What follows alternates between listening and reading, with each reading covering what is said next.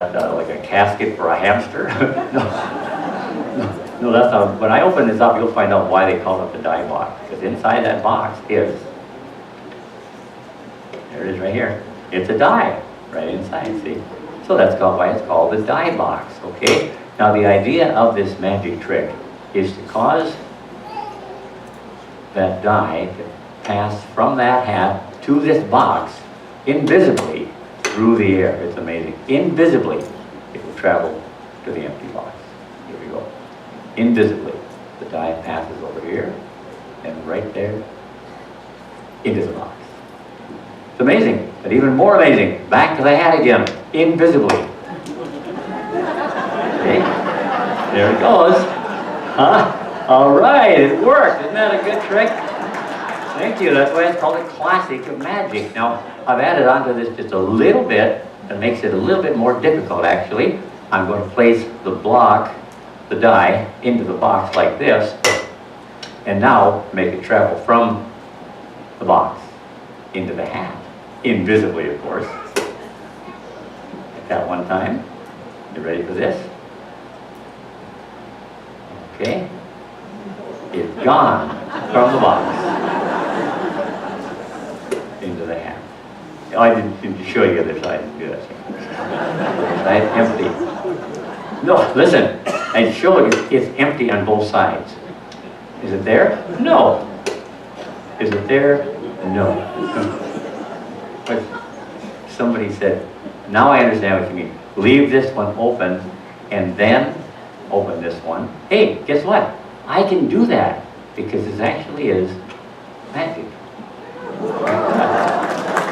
Okay, that's called the die box, a classic of magic. And now, thank you. Getting back to the diary here, it's pretty interesting. It says July 27th. It says I went to the city council and it asked me to read the Snooze Hollow News. I don't know why they laughed, but now they want me to do it again. Oh, so that's how Auntie Creamsoggen got her start telling stories. It went like this. Watch.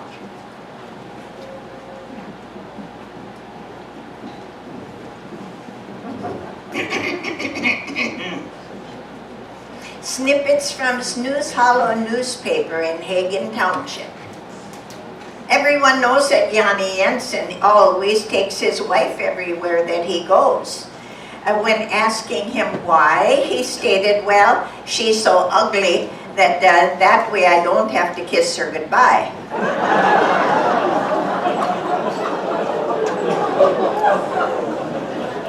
Last week, it was so windy in Hagen Township that one of Mrs. Torkelson's chickens laid the same egg 3 times. Mrs. Janssen delivered a 9-pound baby boy at home last week. All the neighbor ladies stopped in on Saturday with gifts, hot dish lefse, Fatiman, and of course the standby sötsuppe. That's sweet soup. Sweet soup has got a lot of prunes in it, so the going is great. Mrs. Larson is such a bucket full of crazy. Why, last Saturday she won a new toilet brush at the bingo hall. And today she brought it back and said, I think I'll go back to toilet paper.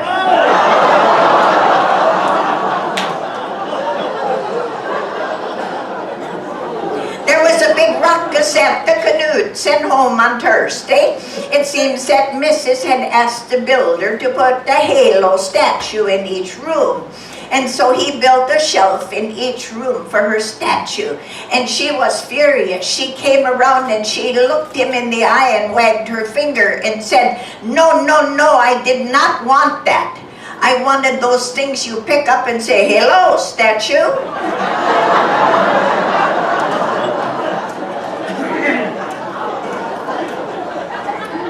We have a new depot agent in Snooze Hollow, and he's so cross-eyed, it's a wonder he knows whether the trains are coming or going. Oh, let me read the letter to the editor. This is very good. A visitor to Snooze Hollow wrote, I visited your town last month and Snooze Hollow is so small that the center of town hangs over the edge 2 feet. And the hotel room that I stayed in was so tiny that the mouse that ran across the floor was humpback. Yeah. And I was really confused when I saw your one traffic sign in town. It said, slow down and resume speed on the same sign. All in all, it was certainly a memorable experience, and I will never forget it. Oh yes, and the sign above your restaurant was a hoot. It said, eat here, get gas and worms.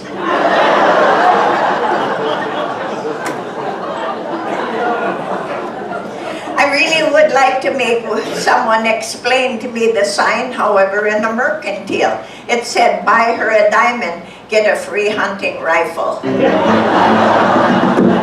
And now there will be a Saturday afternoon concert in the park. Bring your own lefse, cold kippers, and lutefisk popsicles for Alexander.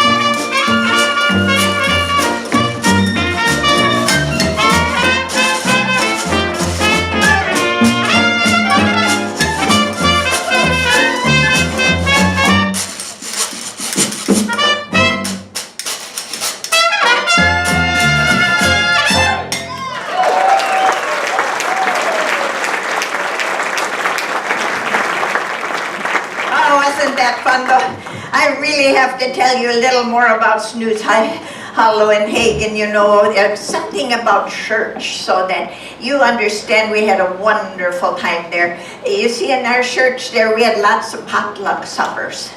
And I remember one of them, there was a big sign up and it said, potluck supper at 5 o'clock, prayer and medication to follow. We got a big kick out of that, us kids, you know. We got up to the line right away. And there was a big pile of apples here on a tray. Big, beautiful, red, delicious apples. And there was a sign on it that said, take only one apple. God is watching. So we kids all filled our plates and we got to the other end and there was a big tray of chocolate chip cookies. I hurried up and got a piece of paper and wrote a little note. Take all the chocolate chip cookies you want. God is watching the apples. True story. You know what? The devil came into church one Sunday. Yeah, he did, right down the center line. Right down, the people scattered out every exit there was. They ran and he walked all the way down, sat right in the front row. There was one feller sitting there. Didn't get up, move at all. And devil walked right over to him and he said, aren't you scared of me? He looked up at him and said, no sir, I'm not. I've been married to your sister for 40 years.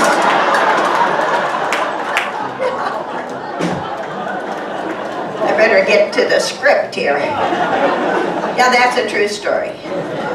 I remember my Sunday school teacher. This is what I wanted to oh, she was a lovely lady. I liked her. She liked to call on me. She said, why is it that we're supposed to be quiet in church? She said to me.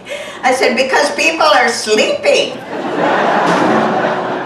Yeah. And then, of course, we learned all about Noah and the ark. And she said to me, you know, Noah, do you think he did a lot of fishing while he was on the ark? And I raised my hand. I said, how could he? He had only 2 worms. Yeah, they got it. Yeah, 2 worms. Just remember this, that the good Lord didn't make anything in Minnesota here that didn't have a purpose. But I think mosquitoes comes close, doesn't it? Yeah, it does. And the church on Sunday was always full of beautiful music like this. Listen up.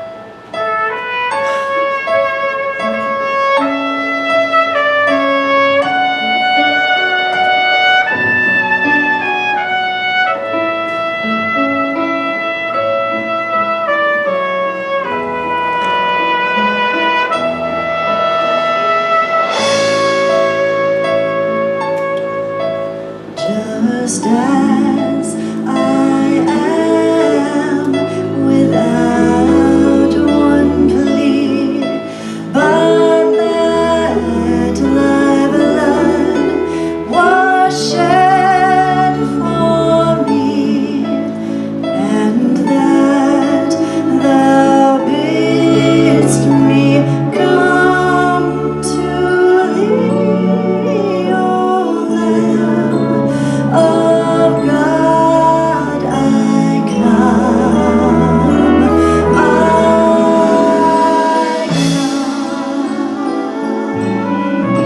I believe in a hill called Mount Calvary, and I believe whatever the cost, and when time is surrendered and earth is no more, I'll still cling to that old rugged cross. Jesus, Jesus, Jesus, there's just something about that name. Master, Savior, Jesus, like the fragrance after the rain. Jesus, Jesus, Jesus, let all heaven and earth proclaim. Kings and kingdoms may all pass away, but there's something about that name. Sing with us. There is a river flows from deep within. Ooh, there is a fountain that frees my soul from sin. Come to the water. There is a vast supply. There is a river that never shall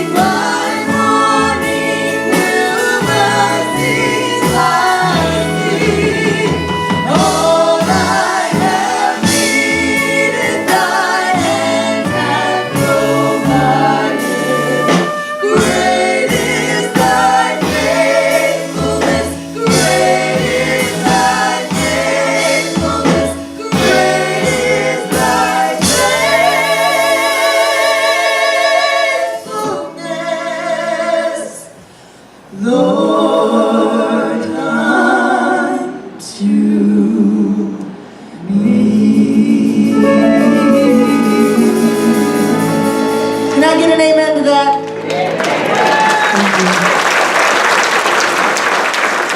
Amen. Oh, I love that gospel music, and thank you for singing along. Sounded really good. Great. I love that gospel music. And that Snooze Hollow Church. In fact, here's a replica of the church. Wonderful things happened there, and I'm going to tell you a magical story now about Snooze Hollow Church.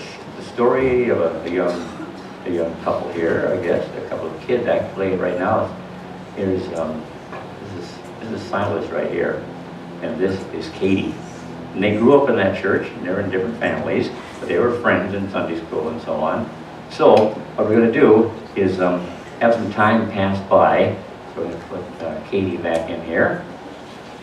And then we're going to get Silas back in there as well. And they're like maybe elementary school about this time. And time goes by. And as we look back into church again, I think maybe it's now probably in their 20s, I'm guessing, in their late 20s. And there's still a church there. There they are. There's Katie and, hey, they tied the knot. Wow. They got married. Look at that. Isn't that nice? Well, that's really nice. And something else that's nice is they kept on going. The Snooze Hollow Church. So here goes Katie, and there goes Silas, and just like this. And now some more time passes by. And it's quite a bit of time right now as you look back in their life. I think probably they're maybe in their 30s now, possibly 30s or early 30s. And yeah, quite a ways later. And they're still married, that's good. And not only that, they've got kids. Whoa, they have kids. Oh, they have a lot of kids here. In fact, I noticed their oldest child, I noticed, kind of looks like Auntie Creamsaga. So I think this is a true story. That's what I think it is, a true story from Snooze Hollow. And that's the end of my story. Thank you. All right, from Snooze Hollow, but getting back to the diary right now. Of course, I was talking earlier about Sunday at the church, but now they talk about the rest of the week. Mondays are always hot. We all go to the field and work. And when we take breaks, we sit around, play music, and tell stories. Here's a little snippet from the fields of Snooze Hollow. Let's check it out.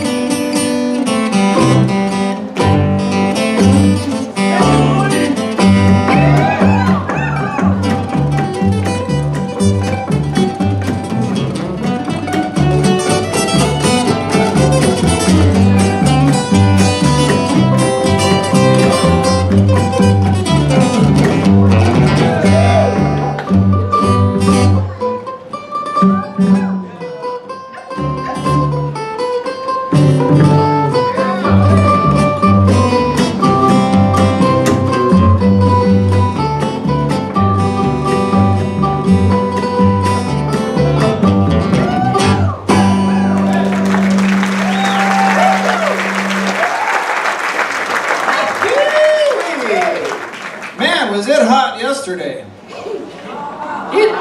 It was really hot. I mean hot. You want to tell the joke? It was so hot. Get this one. It was so hot I saw 2 trees fighting over 1 dog. Yuck. I didn't write that one. I didn't write that. Yuck. Speaking of dogs, I had the sheriff's deputies out to my place the other day. Oh, that doesn't sound good at all. No, it wasn't good. My neighbors called and said that my dogs were chasing people on bikes. Oh, come on, that's ridiculous. It's really ridiculous. My dogs don't even own bikes. You know, I took my dog to the vet the other day, and my vet picked my dog up to examine him, and he looked at me and he said, "I'm gonna have to put him down." And I said, "Oh, no, it's not that bad, is it?" And my vet said, "No, he's just heavy." Say now, what do you call a dog with no ears? You can call her all you want, but she won't hear you.